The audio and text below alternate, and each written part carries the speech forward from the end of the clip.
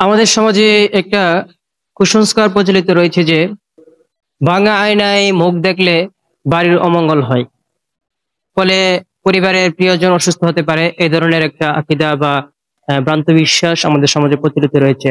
আবার কোথাও এটাও চালু রয়েছে যে আহ, এতে করে হায়াত কমে যায়। এগুলো সম্পূর্ণ শিরকি বিশ্বাস, কারণ হায়াত কমানোর মালিক একমাত্র আল্লাহ তাআলা। আর অশুভ লক্ষণ বলতে তো ইসলামে কিছুই নেই, এসব তো স্পষ্ট শিরক।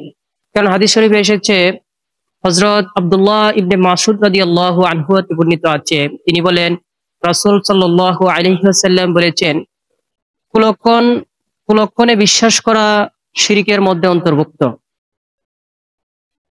কারণ এছাড়াও হায়াতের মালিক আল্লাহ তাআলা।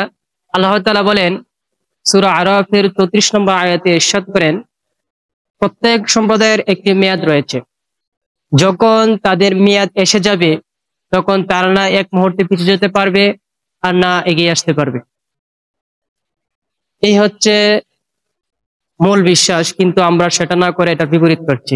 আর এটার মূল আসল কারণ হলো, ভাঙা আয়নায় বাড়িতে থাকলে যে কোনো সময় দুর্ঘটনা হতে পারে বা দুর্ঘটনাবশত হাত কেটে যাওয়ার আশঙ্কা থাকে। সেজন্য অনেকেই এটা করতে নিষেধ করতেন, কিন্তু বর্তমানে সেটাকে কুসংস্কার রূপ দিয়ে শিরক পর্যায়ে নিয়ে নিয়ে যাওয়া হয়েছে।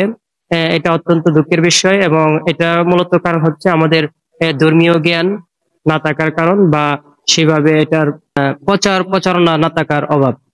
তাই আসুন আমরা নিজের আমল করি এবং অন্যদের মাঝেও এই বিষয়গুলো ছড়িয়ে দেই। আমরা একটা কুসংস্কার এবং বিদআত মুক্ত সমাজ গড়ি, যেখানে সহিহ আকীদা ও কোরআন সুন্নাহ মোতাবেক আমরা জীবন গড়ে পরিচালনা করব। আল্লাহ তাআলা আমাদের সকলকে সেই তৌফিক দান করুন।